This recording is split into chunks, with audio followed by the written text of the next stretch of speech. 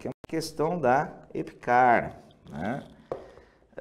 AFA. Bom, vamos lá. Vamos fazer a leitura, né? Considere a função real f de R em R. Bom, primeiro, o que isso significa? Que o domínio é real e o contradomínio é real também, tá? Definida por f de x igual a elevado a x menos b, em que a é um número entre 0 e 1 e b é um número maior do que 1.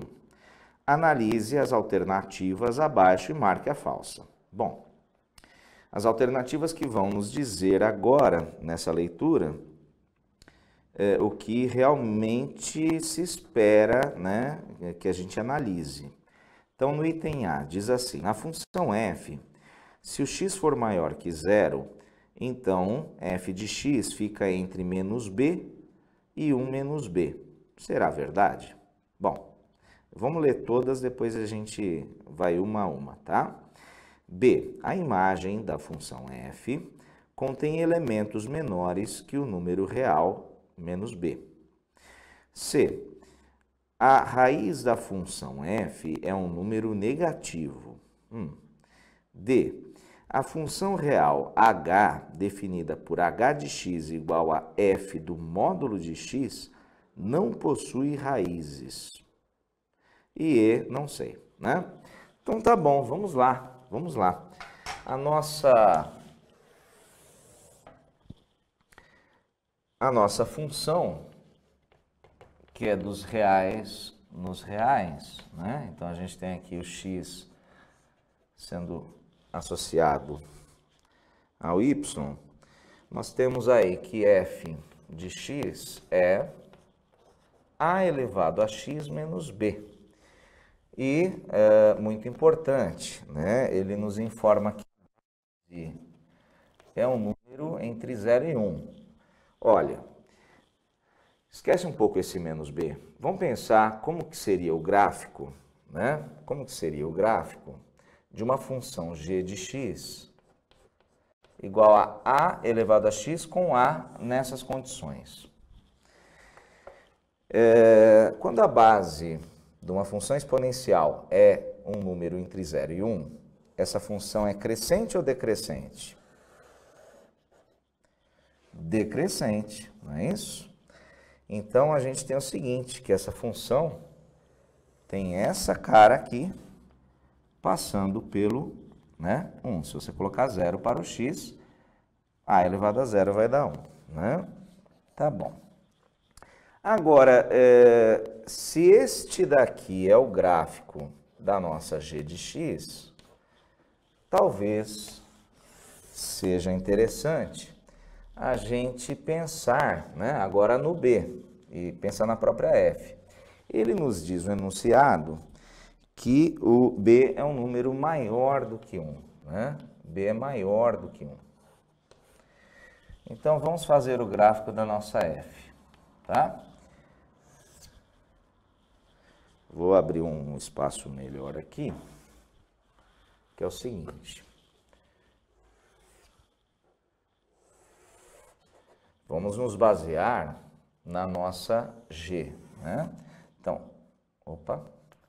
aqui é a nossa g de x.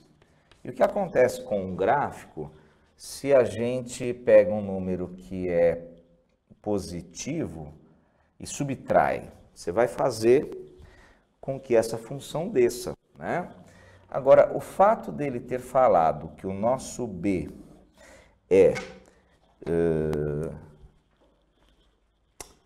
maior do que 1, quando você subtrai esse b, já que ele é maior do que 1, você vai fazer esse gráfico descer de modo que haja um cruzamento abaixo do 0, tá? Com isso, a gente percebe algumas coisas, ó. Voltando para G, né?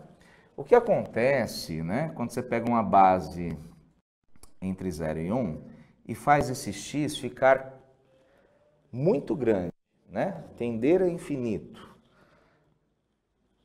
Essa potência tende a 0, ela não chega a ser 0, mas ela tende a 0. Então, temos o eixo x como uma assíntota, ou seja, uma reta que indica a tendência do nosso gráfico, né?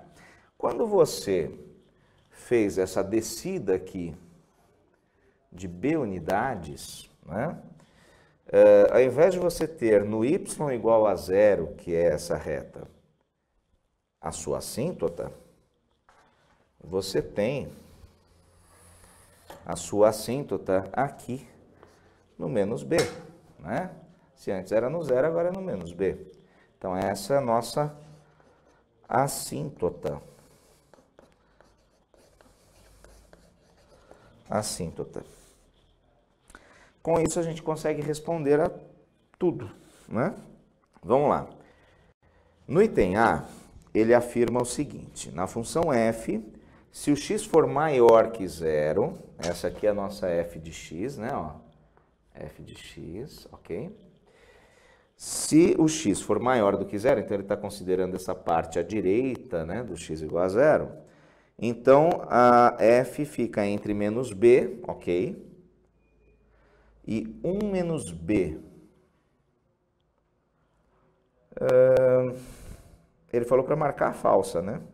E de fato, ó, você tem aqui menos b. Como você subtraiu b, esse pontinho aqui passou a ser quem? Né? Esse y, 1 menos b. Então, de fato, né, para x à direita do 0, nós temos o y entre esse valor e esse valor. Então, a A é verdadeira, é correta. Agora, observe a segunda afirmação. A imagem da função f contém elementos menores que o número real menos b. Isso é falso. Todos os valores são maiores que menos b. Então, essa é a alternativa a ser assinalada. Ele pediu para assinalarmos a falsa. Mas eu vou continuar lendo as outras. Item C, né? Alternativa C. A raiz da função f é um número negativo. Deixa eu ver. Raiz. Eu não gosto muito de falar em raiz de função, tá? Raiz é de equação ou de inequação. São os valores que, colocados no lugar da incógnita, tornam a sentença verdadeira. Isso é que é raiz. Agora, para uma função, o correto seria falar zero da função. Por quê? Né? Quando ele fala raiz da função, é um termo inapropriado. Mas ele está se referindo aos zeros da função. No caso, só tem um zero da função.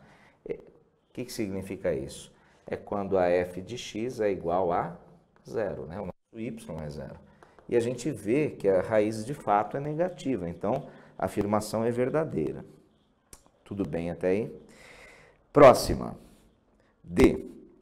A função real h, definida por h de x igual a f do módulo de x, não possui raízes. Bom, vamos pensar. Se você cria uma função, vamos trocar a cor aqui. Se você cria uma função h de x, tal que ela é dada por f do módulo de x, o que acontece? Aqui só está entrando o número maior ou igual a zero. Então, quando na f entrava x maior ou igual a zero, você tinha esse comportamento aqui. O que acontece se você passar o módulo quando os números, né, os valores de x forem negativos? Você vai ter um repeteco disso aqui, né? O que acontece? A gente vê que realmente não haverá raízes, na verdade não haverá zero para a função. A função nunca atingirá o valor y igual a zero. Tá bom? Joia? Então, a alternativa B é a alternativa correta. Tá bom?